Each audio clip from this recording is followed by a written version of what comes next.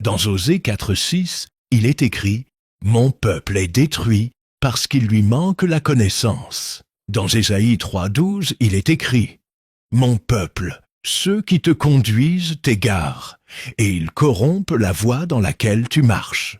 Papa, maman, jeune homme, jeune femme, jeune garçon, jeune fille, si jusqu'à présent vous fréquentez l'Église catholique, ou si jusqu'à présent vous allez à l'Église catholique, certainement, à la première vue de cette vidéo, vous vous êtes fâché ou vous vous êtes mal senti. Mais sachez que notre souhait n'est pas de vous mettre en mauvais état, mais plutôt de vous amener à connaître beaucoup de choses que vous ignorez sur l'Église catholique, au-delà d'une certaine apparence de vérité ou d'une certaine apparence de sainteté qu'elle a ou qu'elle peut avoir. Ne vous laissez donc pas emporter par la colère ou autres mauvais sentiments. Peut-être que vous avez longtemps entendu les gens dénoncer aussi des choses à propos de l'Église catholique, et vous avez toujours endurci votre cœur. Mais aujourd'hui, nous vous demandons de prendre le temps de regarder soigneusement cette vidéo et d'écouter son contenu jusqu'à la fin.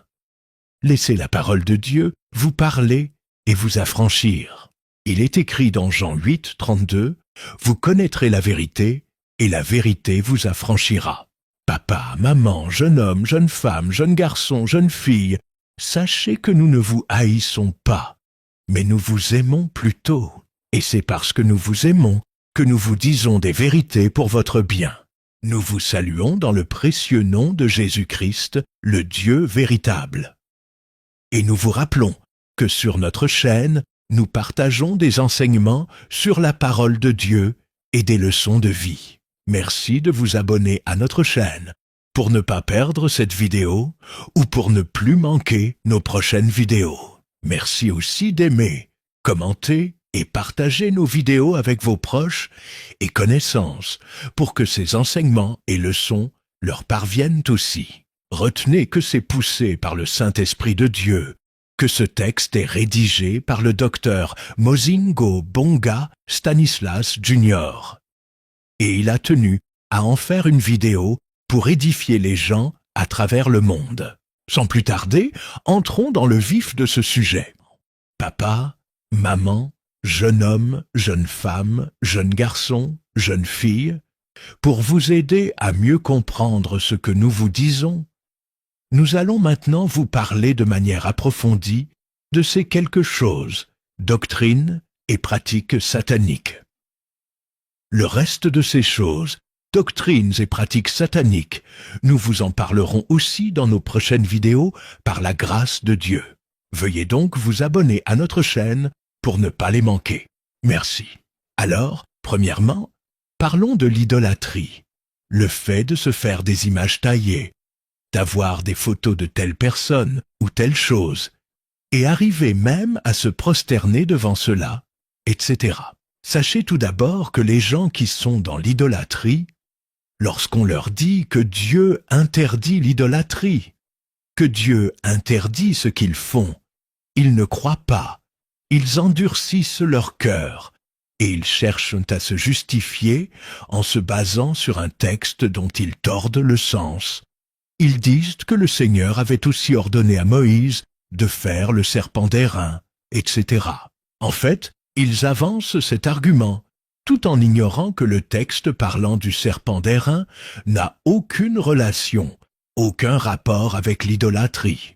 Ils ne savent pas que Dieu avait demandé à Moïse de faire le serpent d'airain pour un autre objectif.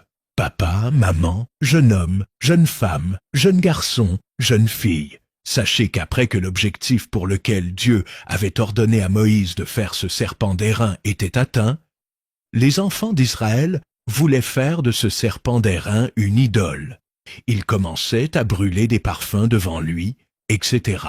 Cela avait suscité la colère de Dieu, et Dieu envoya Ézéchias pour faire disparaître, mettre en pièces ou briser ce serpent d'airain. Dans Nombre 21, 4 à 9, il est écrit « Ils partirent de la montagne de Hor par le chemin de la mer Rouge, pour contourner le pays d'Édom. Le peuple s'impatienta en route, et parla contre Dieu, et contre Moïse. « Pourquoi nous avez-vous fait monter hors d'Égypte pour que nous mourions dans le désert? Car il n'y a point de pain, et il n'y a point d'eau, et notre âme est dégoûtée de cette misérable nourriture. » Alors l'Éternel envoya contre le peuple des serpents brûlants. Ils mordirent le peuple, et il mourut beaucoup de gens en Israël. Le peuple vint à Moïse et dit, « Nous avons péché, car nous avons parlé contre l'Éternel et contre toi. Prie l'Éternel, afin qu'il éloigne de nous ces serpents. » Moïse pria pour le peuple. L'Éternel dit à Moïse, « Fais-toi un serpent brûlant et place-le sur une perche. Quiconque aura été mordu et le regardera, conservera la vie. » Moïse fit un serpent d'airain et le plaça sur une perche.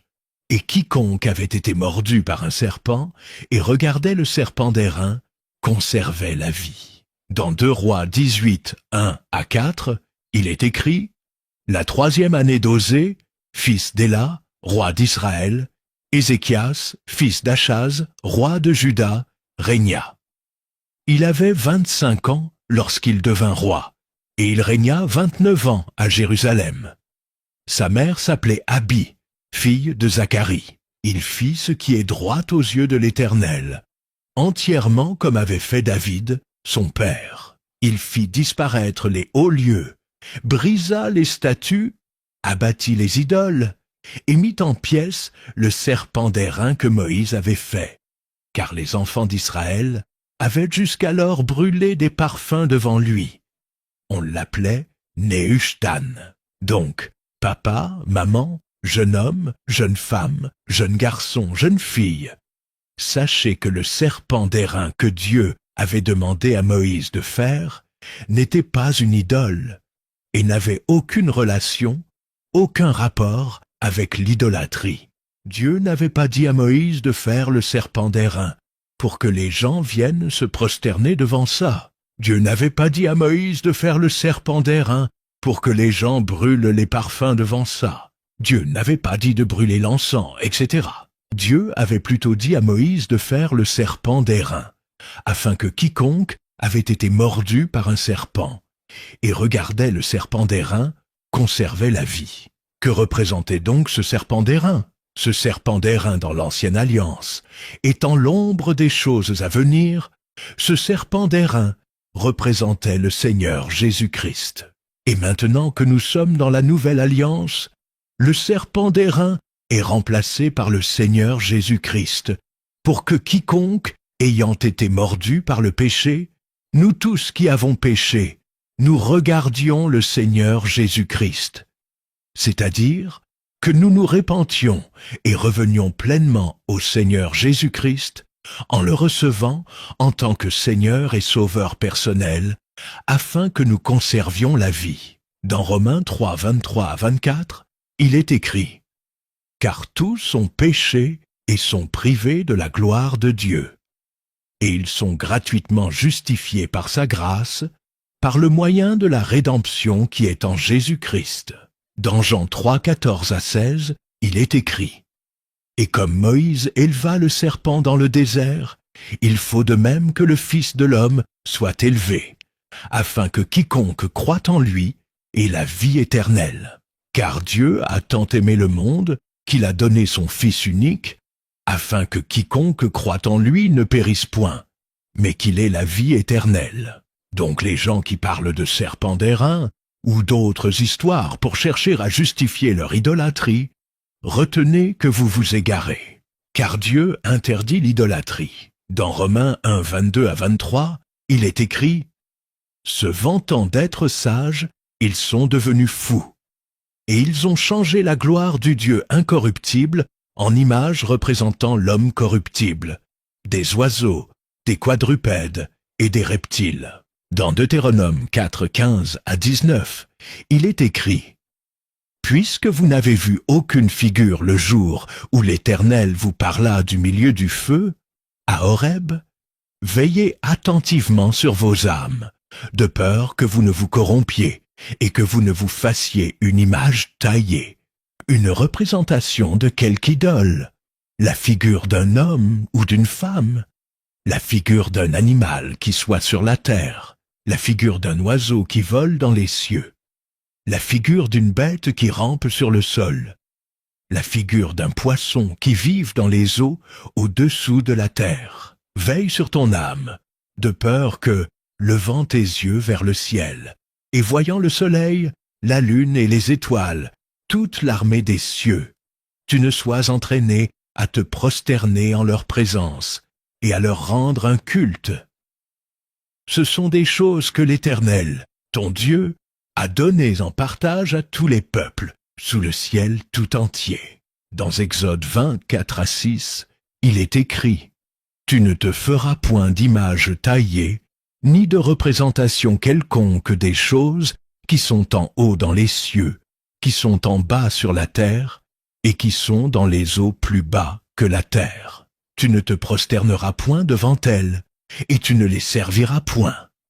Car moi, l'Éternel, ton Dieu, je suis un Dieu jaloux, qui punit l'iniquité des pères sur les enfants, jusqu'à la 3e et la 4e génération de ceux qui me haïssent, et qui fait miséricorde jusqu'en 1000 générations à ceux qui m'aiment, et qui gardent mes commandements. Donc papa, maman, jeune homme, jeune femme, jeune garçon, jeune fille, repentez-vous et soyez affranchis. Sortez de fausses églises, séparez-vous de faux serviteurs, et revenez en vérité au Seigneur Jésus-Christ, le Dieu véritable. Deuxièmement, parlons du pédobaptisme, le baptême de jeunes enfants, de nouveau-nés ou de bébés. Dans ce monde, beaucoup de gens sont dans la pratique du pédobaptisme, une doctrine ou pratique consistant à administrer le baptême aux jeunes enfants, aux bébés ou nouveau-nés. Les gens sont dans cette doctrine ou cette pratique tout en ignorant qu'il s'agit d'une doctrine ou d'une pratique que Dieu interdit dans sa parole. Avant de vous apporter la connaissance sur ce sujet, retenez tout d'abord que le Seigneur Jésus-Christ, notre modèle parfait, lui-même n'a pas été baptisé en étant un jeune enfant, ni un nouveau-né ou un bébé. Ne vous interpelle-t-il pas? Dans Proverbe 22:6, il est écrit: « Instruis l'enfant selon la voie qu'il doit suivre, et quand il sera vieux, il ne s'en détournera pas. » Dans Marc 16, 15-16, il est écrit: « Puis il leur dit: Allez par tout le monde et prêchez la bonne nouvelle à toute la création.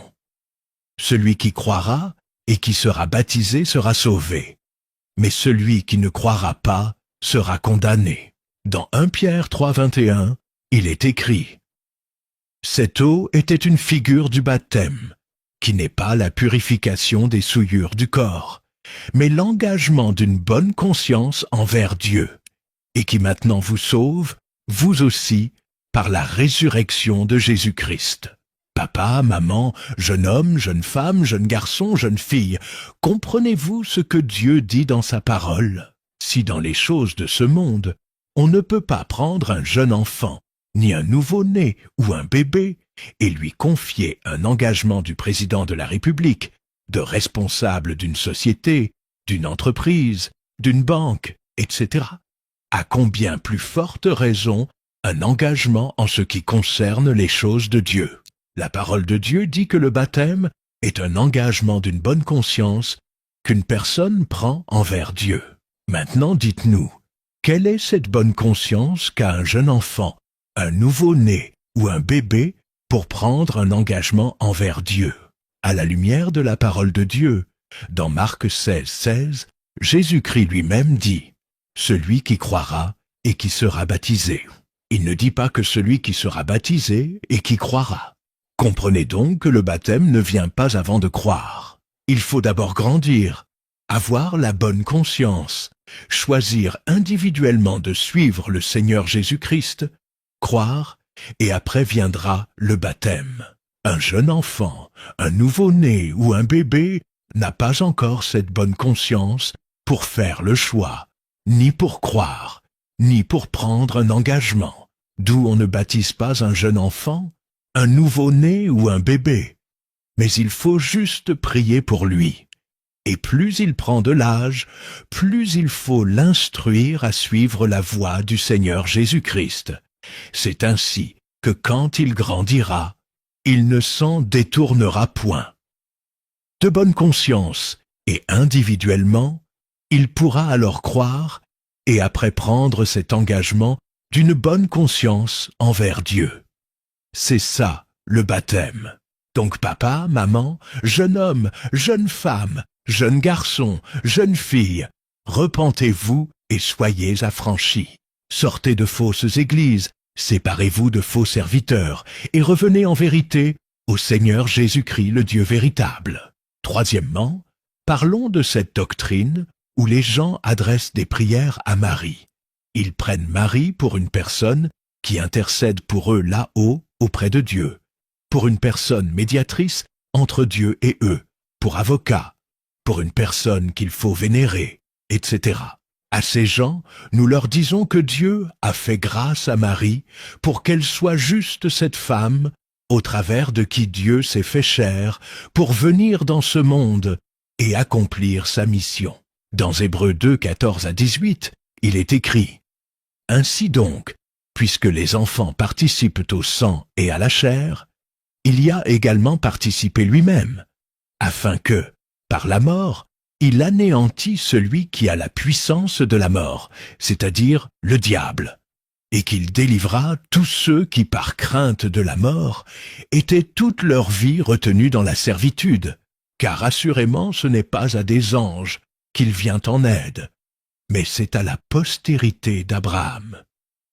En conséquence, il a dû être rendu semblable en toutes choses à ses frères, afin qu'il fût un souverain sacrificateur miséricordieux et fidèle dans le service de Dieu, pour faire l'expiation des péchés du peuple. Car, ayant été tenté lui-même dans ce qu'il a souffert, il peut secourir ceux qui sont tentés. Papa, maman, jeune homme, jeune femme, jeune garçon, jeune fille, pour se faire chair, Dieu n'était pas obligé de passer seulement par Marie. Il pouvait passer par une autre femme à qui il pouvait aussi faire grâce. Entre-temps, il avait fait cette grâce à Marie. Et comme il est écrit dans Romains 3, 23-24, « Car tous les humains ont péché et sont privés de la gloire de Dieu. Et ils sont gratuitement justifiés par sa grâce, par le moyen de la rédemption qui est en Jésus-Christ. Le seul à avoir vécu, étant humain sans péché, c'est le Seigneur et Sauveur Jésus-Christ. » Dans Hébreux 7, 22 à 28, il est écrit « Jésus est par cela même le garant d'une alliance plus excellente. De plus, il y a eu des sacrificateurs en grand nombre, parce que la mort les empêchait d'être permanents. Mais lui, parce qu'il demeure éternellement, possède un sacerdoce qui n'est pas transmissible.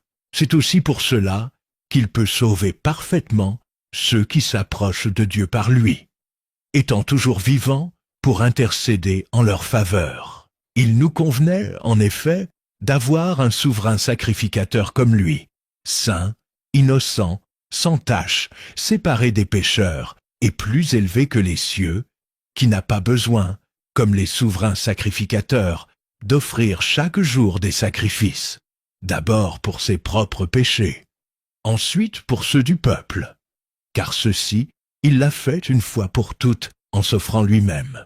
En effet, la loi établit souverain sacrificateur des hommes sujets à la faiblesse.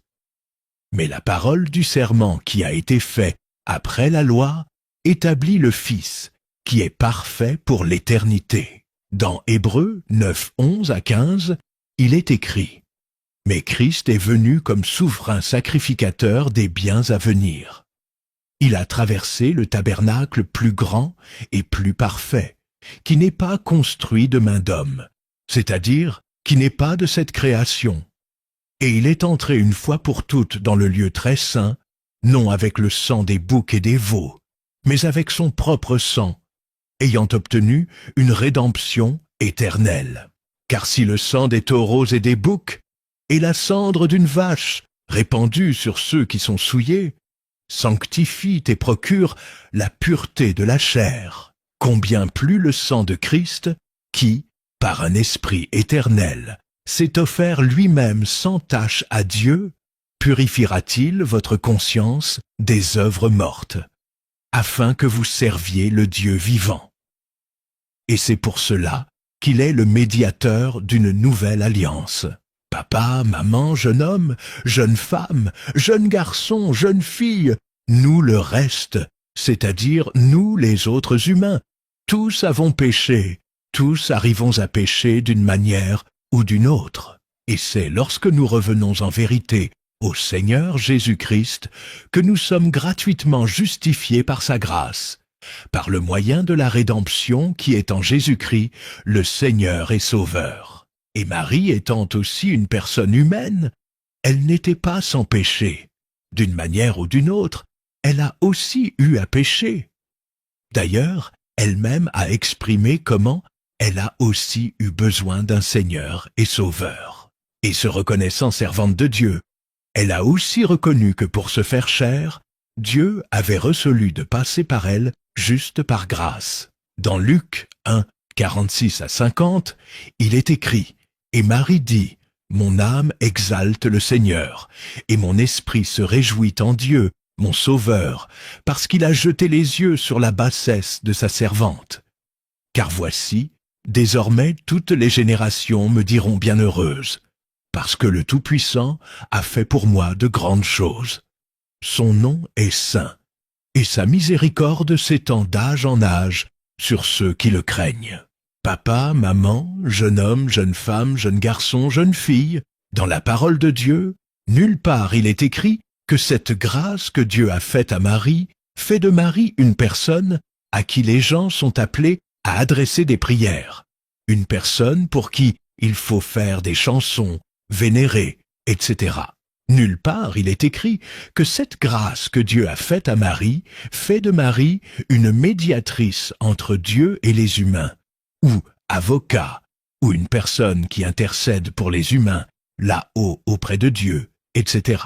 Déjà sur cette terre, Jésus-Christ lui-même n'a pas placé Marie là où ces gens la placent. Déjà sur cette terre, quand les serviteurs sont passés par Marie pour chercher à obtenir quelque chose auprès du Seigneur Jésus-Christ, le Seigneur Jésus-Christ a clairement montré que Marie n'occupe pas la place ou les places où beaucoup de gens cherchent à la mettre. Dans Jean 2, 1 à 5, il est écrit « 3 jours après, il y eut des noces à Cana en Galilée. La mère de Jésus était là, et Jésus fut aussi invité aux noces avec ses disciples.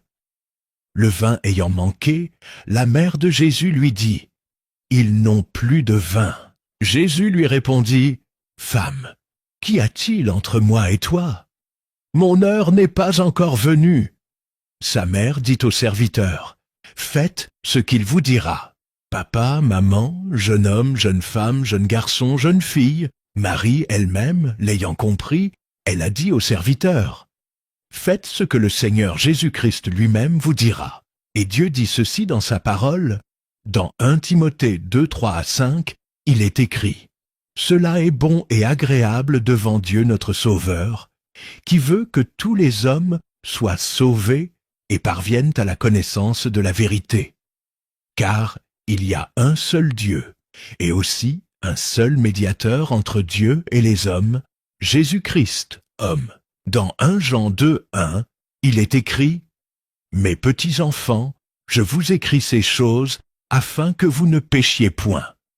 Et si quelqu'un a péché, nous avons un avocat auprès du Père, Jésus-Christ le juste. » Dans Romains 8, 33 à 34, il est écrit « Qui accusera les élus de Dieu?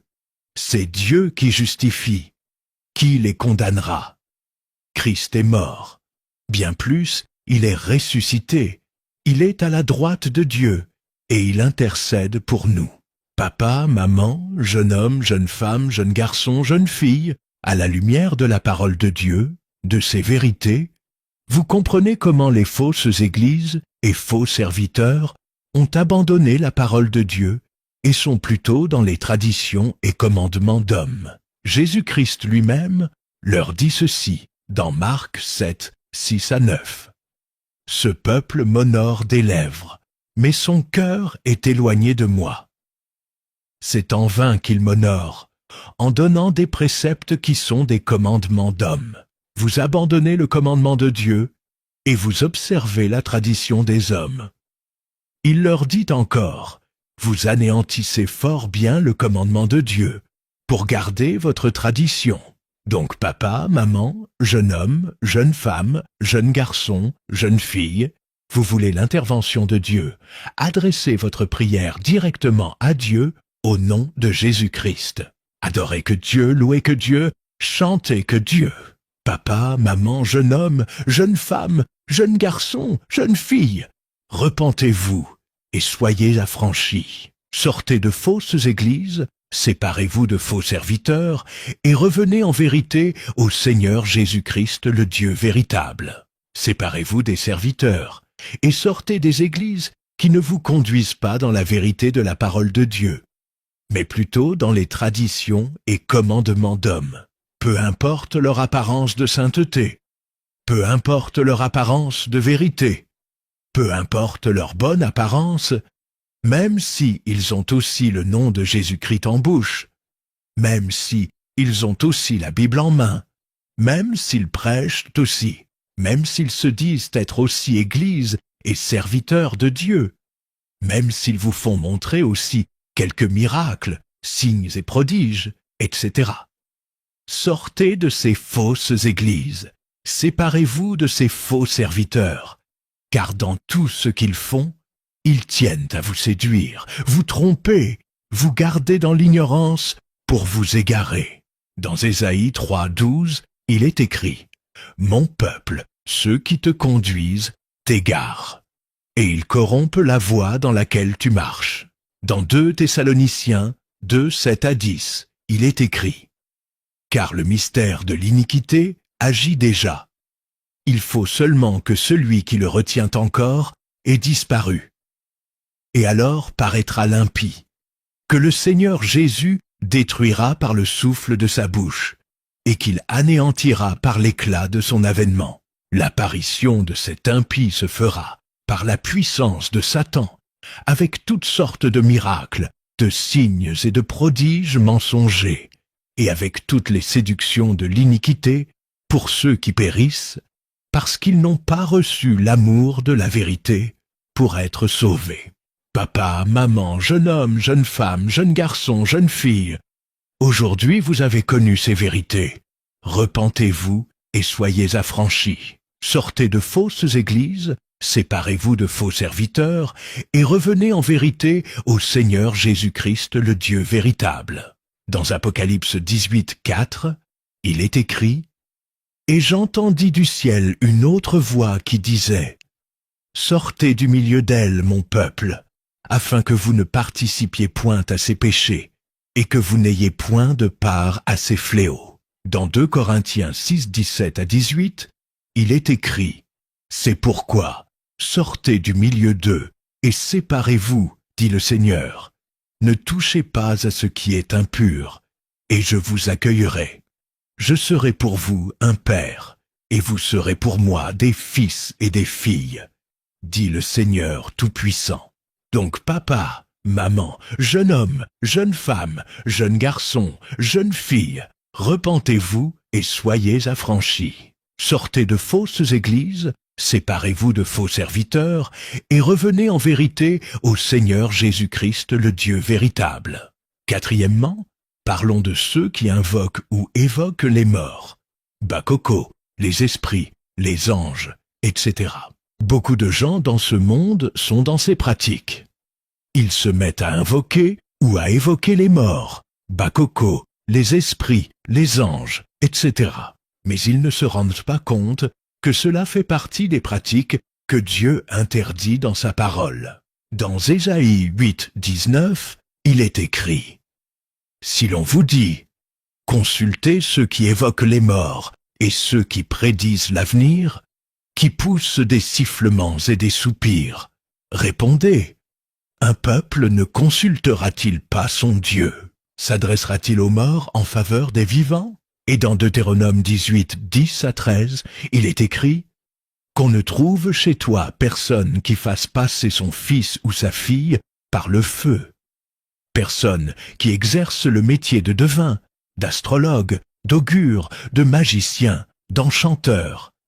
Personne qui consulte ceux qui évoquent les esprits ou disent la bonne aventure. Personne qui interroge les morts. Car quiconque fait ces choses est en abomination à l'Éternel. Et c'est à cause de ces abominations que l'Éternel, ton Dieu, va chasser ces nations devant toi. Tu seras entièrement à l'Éternel, ton Dieu. Donc papa, maman, jeune homme, jeune femme, jeune garçon, jeune fille, vous qui êtes dans ces pratiques d'invoquer ou d'évoquer les morts, Bakoko, les esprits, les anges, etc., abandonnez ces pratiques, repentez-vous et soyez affranchis. Sortez de fausses églises, séparez-vous de faux serviteurs et revenez en vérité au Seigneur Jésus-Christ, le Dieu véritable. Cinquièmement, parlons du signe de la croix que les gens font et du fait que les gens portent le crucifix, c'est-à-dire une image taillée de la croix.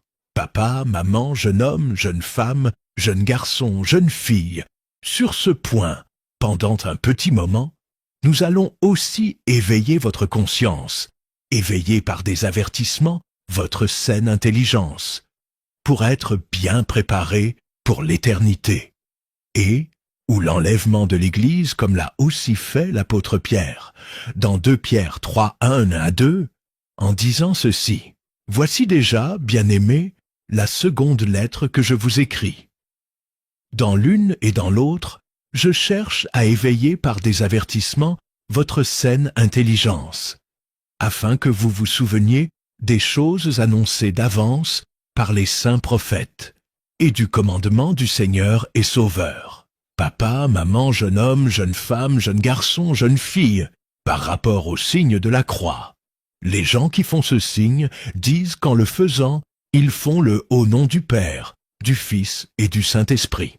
Mais ils ne cherchent pas à connaître ce qu'ils font réellement.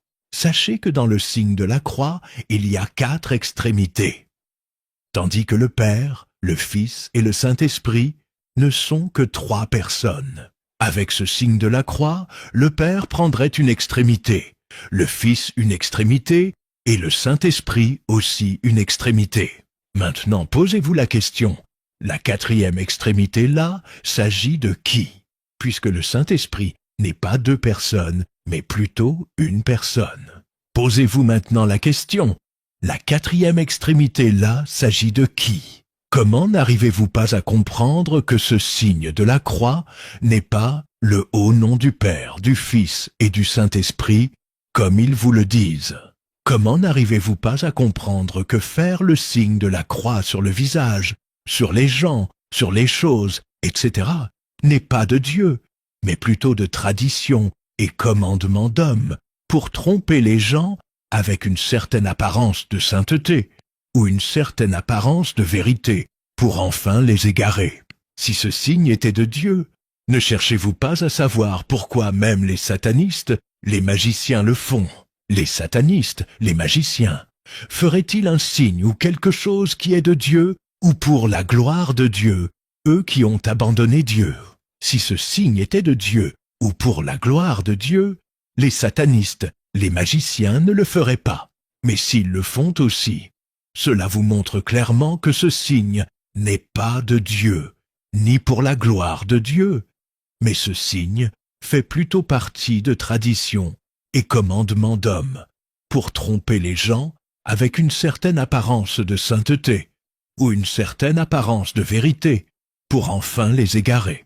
Papa, maman, jeune homme, jeune femme, jeune garçon, jeune fille, repentez-vous et soyez affranchis. Sortez de fausses églises, séparez-vous de faux serviteurs, et revenez en vérité au Seigneur Jésus-Christ, le Dieu véritable. Par rapport maintenant au fait de porter le crucifix, c'est-à-dire une image taillée de la croix. Beaucoup de ceux qui portent le crucifix avancent divers arguments pour chercher à justifier ce qu'ils font, mais ils ne se laissent pas être affranchis par la vérité. Papa, maman, jeune homme, jeune femme, jeune garçon, jeune fille, retenez que ce que Dieu utilise pour atteindre un objectif ou pour apporter une solution aux humains Après que cet objectif soit atteint, Dieu tient toujours à éveiller la conscience des humains, afin qu'ils ne tombent pas dans l'idolâtrie. C'est-à-dire, Dieu avertit toujours les humains afin qu'ils ne fassent pas de ce qu'il a utilisé une idole. Dieu connaissant les humains, il sait que les humains cherchent toujours à tomber dans l'idolâtrie, à se faire des images, des représentations, des figures, etc. En interdisant aux humains de tomber dans l'idolâtrie, Dieu tient aussi à éveiller la conscience des humains, pour que même quand il s'agit de lui-même, Dieu et de ses affaires, que les humains ne tiennent pas à le représenter avec des images, de figures, de photos, de statues, etc. D'où dans Deutéronome 4, 15 à 19. Dieu dit « Puisque vous n'avez vu aucune figure le jour où l'Éternel vous parla du milieu du feu, à Horeb, veillez attentivement sur vos âmes, de peur que vous ne vous corrompiez et que vous ne vous fassiez une image taillée, une représentation de quelque idole, la figure d'un homme ou d'une femme, la figure d'un animal qui soit sur la terre, la figure d'un oiseau qui vole dans les cieux, la figure d'une bête qui rampe sur le sol, la figure d'un poisson qui vive dans les eaux au-dessous de la terre. Veille sur ton âme, de peur que, levant tes yeux vers le ciel, et voyant le soleil, la lune et les étoiles, toute l'armée des cieux, tu ne sois entraîné à te prosterner en leur présence et à leur rendre un culte. Ce sont des choses que l'Éternel, ton Dieu, a données en partage à tous les peuples, sous le ciel tout entier. Et dans Exode 24 à 6, Dieu dit, « Tu ne te feras point d'image taillée, ni de représentation quelconque des choses qui sont en haut dans les cieux, qui sont en bas sur la terre, et qui sont dans les eaux plus bas que la terre. Tu ne te prosterneras point devant elles, et tu ne les serviras point. Car moi, l'Éternel, ton Dieu, je suis un Dieu jaloux, qui punit l'iniquité des pères sur les enfants, jusqu'à la 3e et la 4e génération de ceux qui me haïssent, et qui fait miséricorde jusqu'en 1000 générations à ceux qui m'aiment et qui gardent mes commandements. Papa, maman, jeune homme, jeune femme, jeune garçon, jeune fille, c'est ainsi que Dieu amena Ézéchias à mettre en pièces ou à détruire aussi le serpent d'airain que lui-même Dieu avait recommandé à Moïse de faire. Car après que les enfants d'Israël eurent été mordus par les serpents à cause de leurs péchés, Dieu recommanda à Moïse de faire ce serpent d'airain, afin que quiconque le regarderait conserverait la vie. Et comme nous l'avons déjà expliqué précédemment, le serpent d'airain dans la Nouvelle Alliance, c'est le Seigneur Jésus-Christ. Quiconque regarde le Seigneur Jésus-Christ, c'est-à-dire quiconque revient sincèrement au Seigneur Jésus-Christ en le recevant en tant que Seigneur et Sauveur, conserve la vie.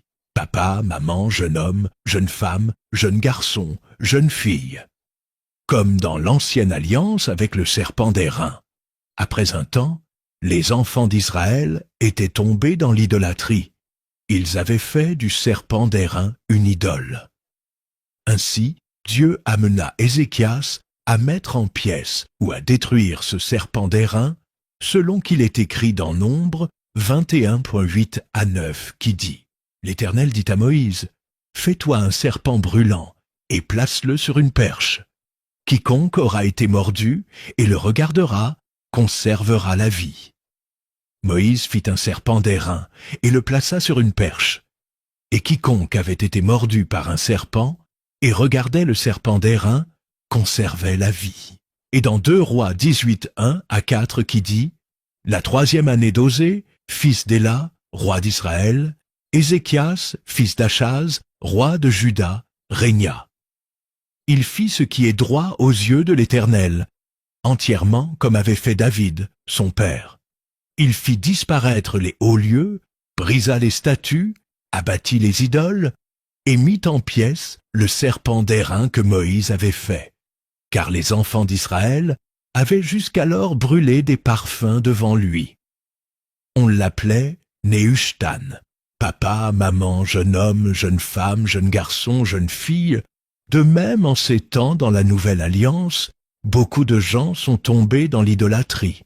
Beaucoup de gens confondent l'œuvre de la croix avec le crucifix, c'est-à-dire le fait de faire une représentation de la croix.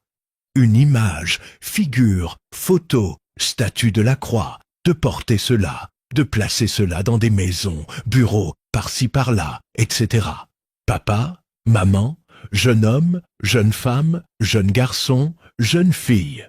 Sachez que l'œuvre de la croix ne consiste pas à faire des représentations de la croix, des images, figures, photos, statues de la croix, etc., ni à les porter, ni à les placer dans des maisons, bureaux, par-ci par-là, etc. L'œuvre de la croix consiste plutôt premièrement à ce que nous croyons au Seigneur Jésus-Christ en le recevant en tant que Seigneur et Sauveur pour être sauvés, c'est-à-dire pour avoir le salut, la vie éternelle. Et deuxièmement, à ce que nous crucifions notre chair avec ses passions et ses désirs pour marcher selon l'Esprit. C'est ça l'œuvre de la croix.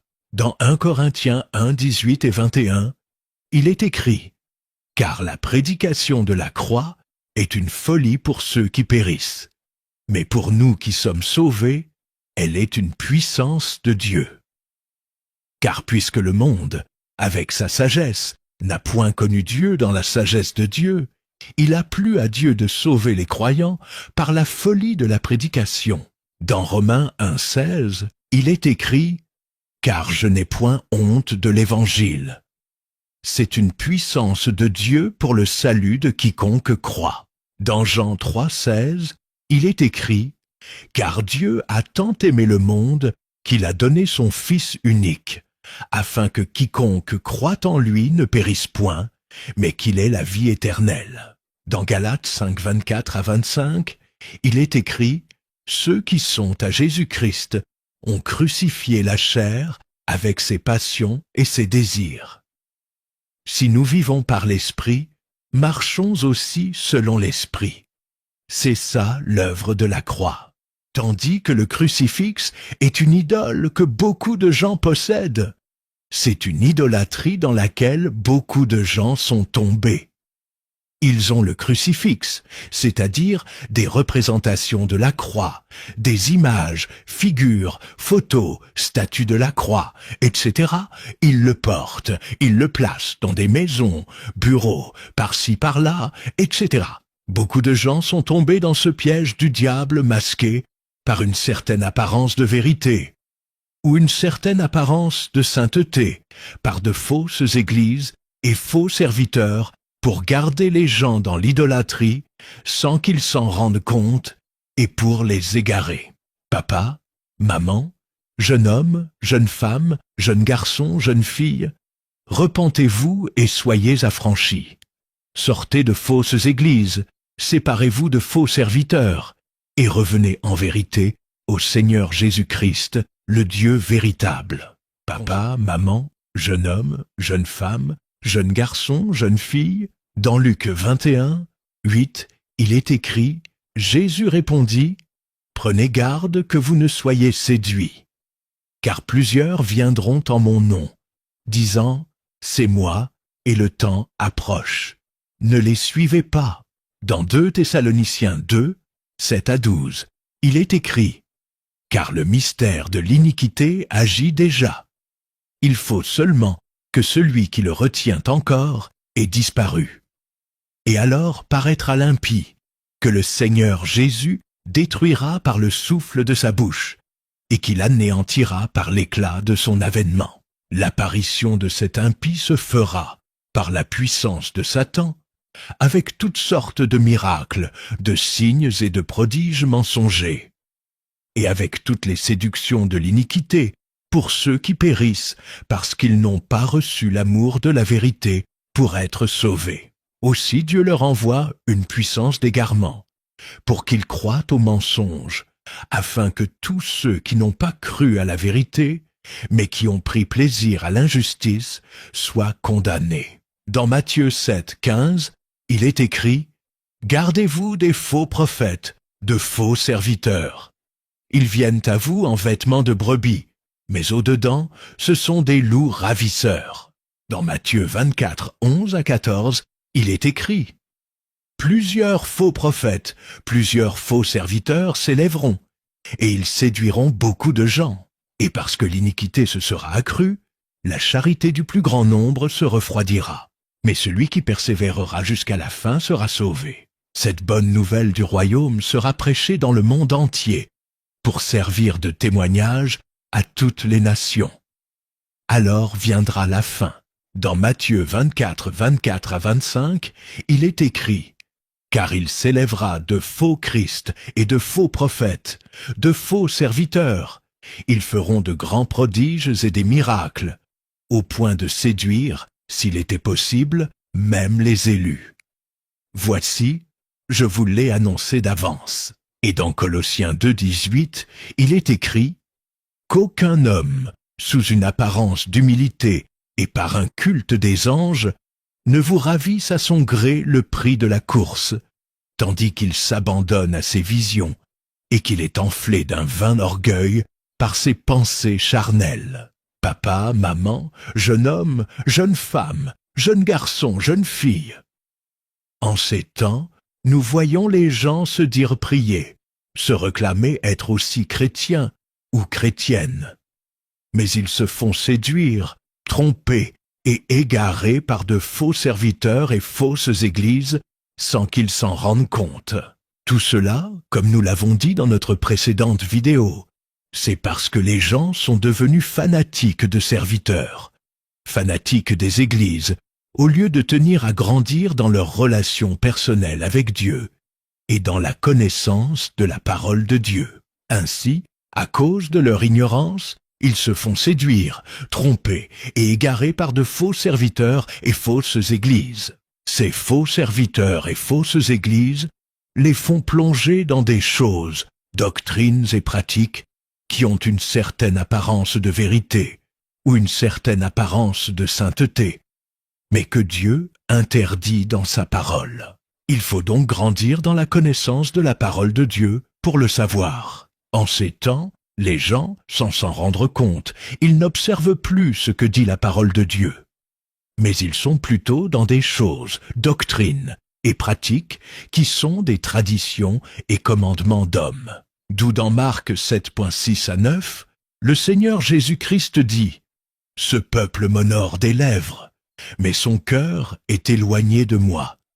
C'est en vain qu'il m'honore, en donnant des préceptes qui sont des commandements d'hommes.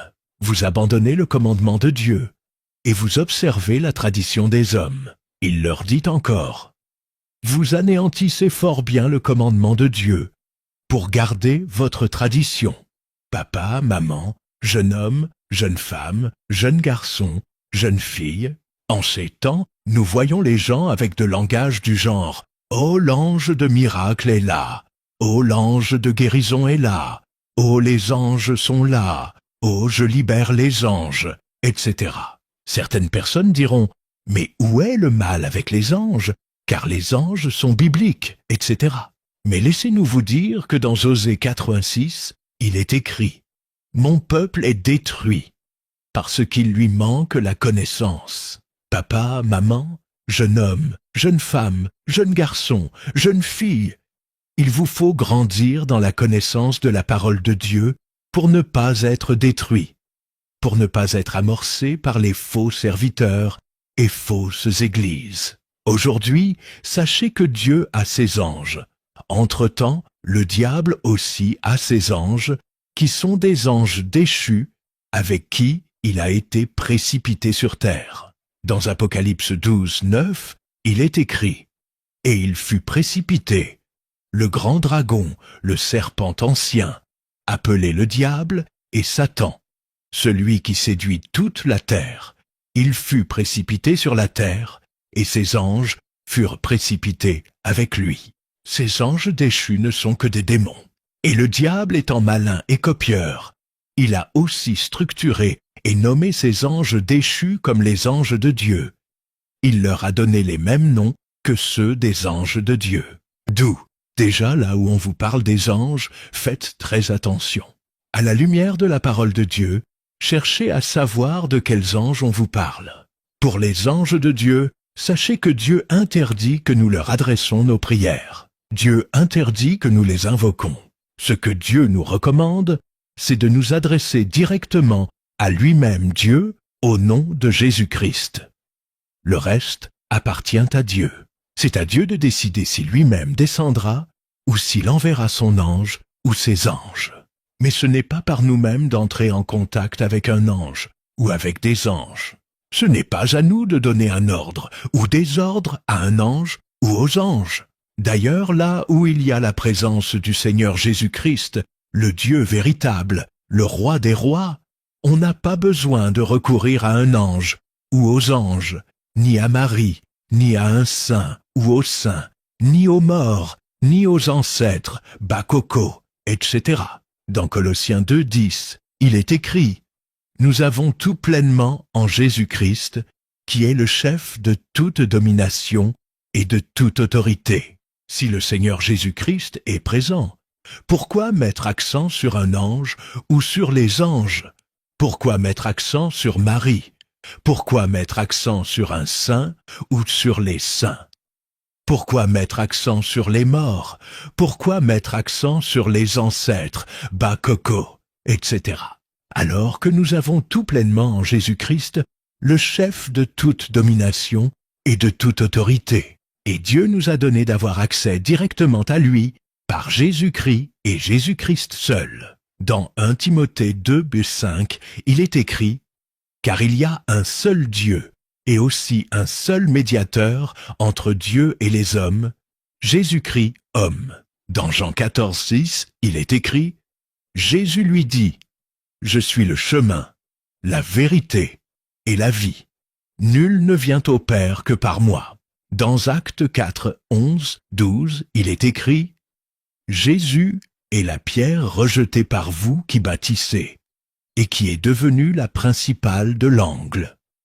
Il n'y a de salut en aucun autre, car il n'y a sous le ciel aucun autre nom qui ait été donné parmi les hommes, par lequel nous devions être sauvés. » Papa, maman, jeune homme, jeune femme, jeune garçon, jeune fille, oh l'ange de miracle est là, oh l'ange de guérison est là, oh les anges sont là, oh je libère l'ange ou les anges, oh Marie, oh les saints, oh les ancêtres, Bakoko, etc.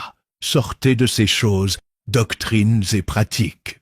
Car ce sont des choses, doctrines et pratiques sataniques, émaillées ou masquées d'une certaine apparence de sainteté, ou d'une certaine apparence de vérité, pour séduire les gens, les attirer, les tromper, les garder, amorcer leurs âmes et les égarer. Quelqu'un qui a réellement reçu Jésus-Christ Seigneur et Sauveur, et qui connaît vraiment la parole de Dieu, on ne peut pas le séduire, on ne peut pas le tromper, car il sait qu'il est une personne pour qui Jésus-Christ a payé le prix. Il l'a racheté, il a déchiré le voile et lui a donné accès directement à lui-même, Jésus-Christ Dieu. Ainsi, pour solliciter l'intervention de Dieu dans sa vie, il ne met pas accent sur un ange ou sur les anges. Il ne fait pas recours à un ange ou aux anges. Il ne fait pas recours à Marie. Il ne fait pas recours à un saint ou aux saints. Il ne fait pas recours à une personne morte ou aux morts. Il ne fait pas recours aux ancêtres, Bakoko, etc., mais il s'adresse directement à Dieu par la prière au nom de Jésus-Christ. Et via la méditation de la parole de Dieu, le Seigneur Jésus-Christ, le Dieu véritable, le Roi des rois, lui parle aussi directement et l'exauce en son temps. Car Dieu fait toutes choses bonnes en son temps, comme le dit Ecclésiaste 3,11. Donc quelqu'un qui a la connaissance de la parole de Dieu, on ne peut pas le séduire, on ne peut pas le tromper. Il agira toujours avec fermeté. Dans Daniel 11, 31 à 33, il est écrit « Tes troupes profaneront le sanctuaire, la forteresse, elles feront cesser le sacrifice perpétuel, et dresseront l'abomination du dévastateur. Il séduira par des flatteries les traîtres de l'alliance. Mais ceux du peuple qui connaîtront leur Dieu agiront avec fermeté, et les plus sages parmi eux donneront instruction à la multitude. Donc, retenez que pour les anges de Dieu, Dieu lui-même les envoie selon sa volonté. Ils ne dépendent pas de nous, mais seulement de Dieu. Ce que nous avons à faire, c'est d'adresser notre prière directement à Dieu au nom de Jésus-Christ. Le peuple de Dieu n'a pas à recourir à un ange ou aux anges, ni à Marie, ni à un saint ou aux saints, ni à une personne morte ou aux morts, ni aux ancêtres, Bakoko, etc. Seul le nom de Jésus-Christ nous suffit. Nous avons tout pleinement en Jésus-Christ. Prions Dieu au nom de Jésus-Christ, et il agira en son temps et selon sa volonté. Papa, maman, jeune homme, jeune femme, jeune garçon, jeune fille, faites attention aux fausses églises et aux faux serviteurs. Ils ont aussi une certaine apparence de sainteté ou une certaine apparence de vérité. Ils ont aussi le nom de Jésus-Christ en bouche. Ils se font aussi appeler serviteurs de Dieu. Ils ont aussi la Bible en main. Ils prêchent aussi, etc. Mais ils opèrent avec les anges déchus, les démons, les mauvais esprits, et séduisent et égarent les gens avec des miracles, signes et prodiges mensongers. Dans 2 Thessaloniciens 2, 7, 12, il est écrit « Car le mystère de l'iniquité agit déjà. Il faut seulement que celui qui le retient encore ait disparu. Et alors paraîtra l'impie, que le Seigneur Jésus détruira par le souffle de sa bouche, et qu'il anéantira par l'éclat de son avènement. L'apparition de cet impie se fera par la puissance de Satan, avec toutes sortes de miracles, de signes et de prodiges mensongers, et avec toutes les séductions de l'iniquité pour ceux qui périssent, parce qu'ils n'ont pas reçu l'amour de la vérité pour être sauvés. Aussi Dieu leur envoie d'une puissance d'égarement, pour qu'ils croient aux mensonges, afin que tous ceux qui n'ont pas cru à la vérité, mais qui ont pris plaisir à l'injustice, soient condamnés. Dans Matthieu 7, 15, il est écrit « Gardez-vous des faux prophètes, de faux serviteurs. Ils viennent à vous en vêtements de brebis, mais au-dedans, ce sont des loups ravisseurs. » Dans Matthieu 24, 11 à 14, il est écrit « Plusieurs faux prophètes, plusieurs faux serviteurs s'élèveront, et ils séduiront beaucoup de gens. Et parce que l'iniquité se sera accrue, la charité du plus grand nombre se refroidira. Mais celui qui persévérera jusqu'à la fin sera sauvé. » Cette bonne nouvelle du royaume sera prêchée dans le monde entier, pour servir de témoignage à toutes les nations. Alors viendra la fin. Dans Matthieu 24, 24 à 25, il est écrit « Car il s'élèvera de faux Christ et de faux prophètes, de faux serviteurs. Ils feront de grands prodiges et des miracles, au point de séduire, s'il était possible, même les élus.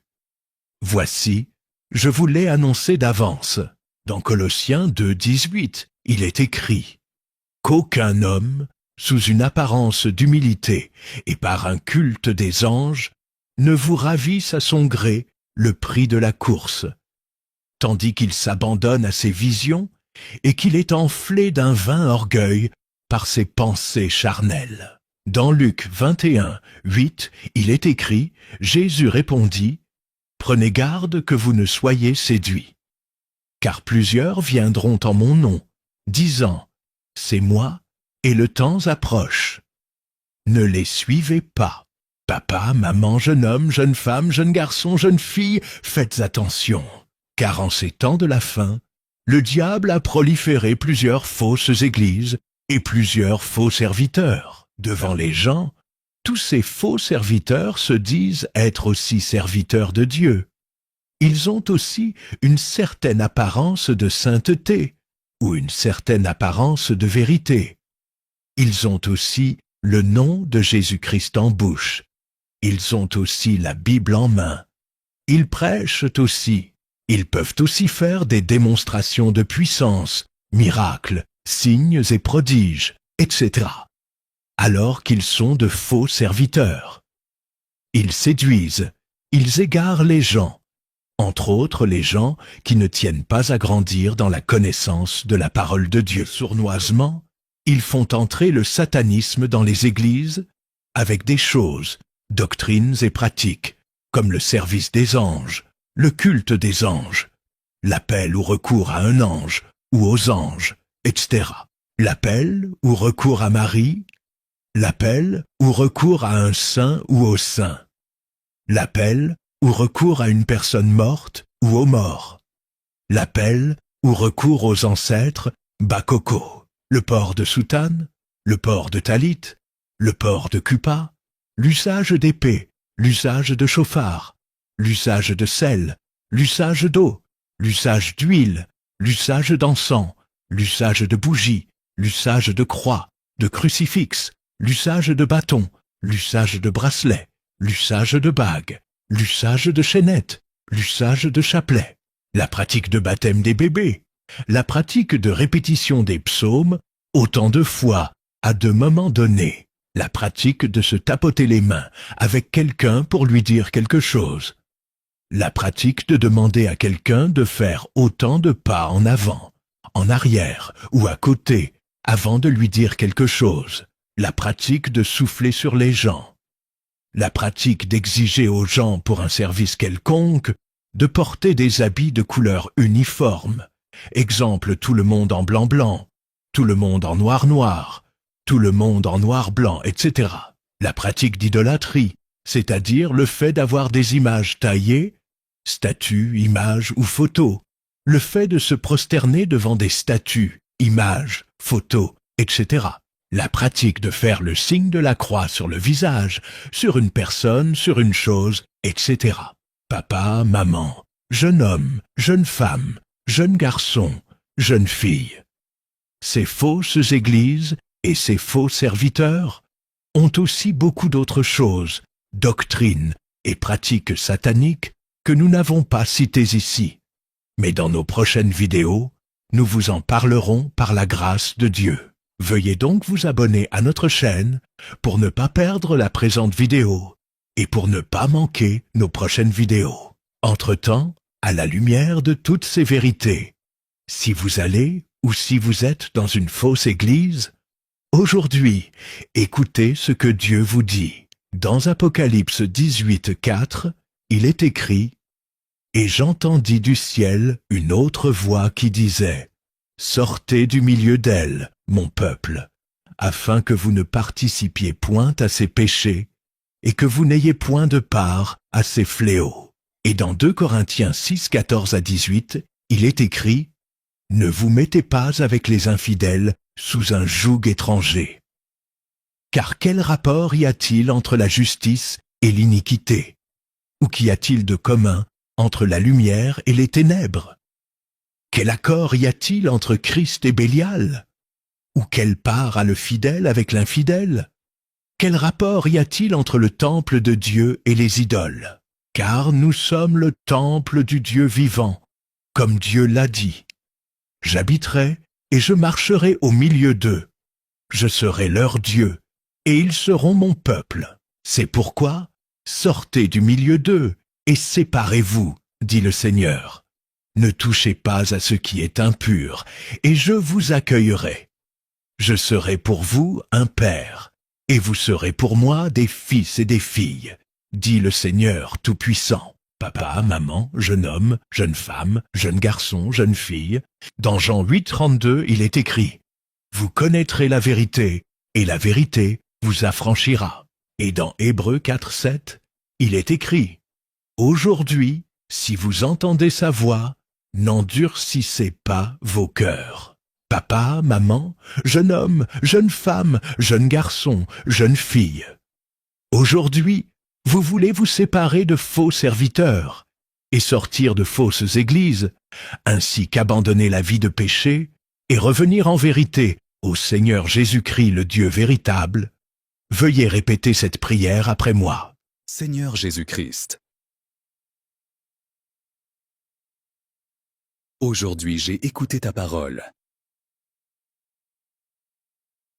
et j'ai entendu ta voix qui m'appelle. Me voici devant toi. Je reconnais que je me conduisais par ignorance.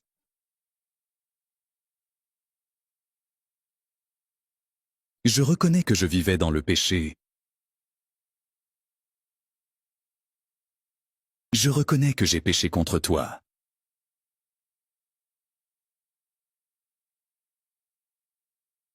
Aujourd'hui, j'implore sur moi ta grâce. Je te demande pardon pour tous mes péchés. Pardonne-moi pour tous les péchés que j'ai commis.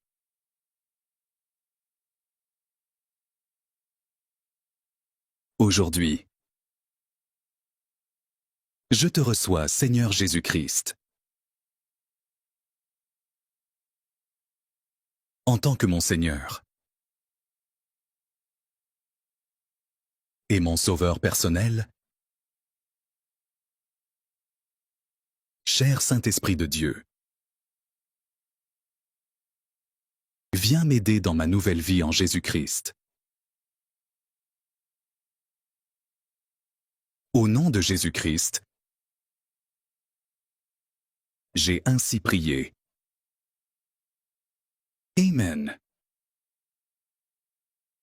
Jeune garçon, jeune fille, jeune homme, jeune femme, papa, maman, vous qui venez de faire cette prière, sachez que désormais vous êtes une nouvelle créature en Jésus-Christ, selon qu'il est écrit dans 2 Corinthiens 5, 17. Si quelqu'un est en Christ, il est une nouvelle créature. Les choses anciennes sont passées. Voici, toutes choses sont devenues nouvelles. Ce qui vous revient à faire maintenant, c'est de grandir dans votre relation personnelle avec Jésus-Christ, le Dieu véritable. Cela en ayant une vie de prière et méditation personnelle de la parole de Dieu. N'oubliez pas qu'en ces temps, il existe dans ce monde beaucoup de faux serviteurs, beaucoup de fausses églises, c'est-à-dire des églises qui sont dans l'idolâtrie, dans la magie. Pour tromper les gens, elles se cachent derrière une certaine bonne apparence, c'est-à-dire, ils ont aussi la Bible, le nom de Jésus-Christ en bouche, ils prêchent aussi. Tout cela pour tromper la vigilance des gens. La vie de prière et méditation personnelle de la parole de Dieu vous permettra aussi de distinguer le vrai et le faux, et de se séparer de faux. Merci pour votre attention. Nous vous rappelons que sur notre chaîne, nous partageons des enseignements sur la parole de Dieu et des leçons de vie. Merci de vous abonner à la chaîne, d'aimer, commenter et partager nos vidéos avec vos proches et connaissances pour apporter votre soutien à la chaîne. À nous revoir à la prochaine vidéo, si le Seigneur Jésus-Christ, le Dieu véritable nous le permet. D'ici là, portez-vous bien.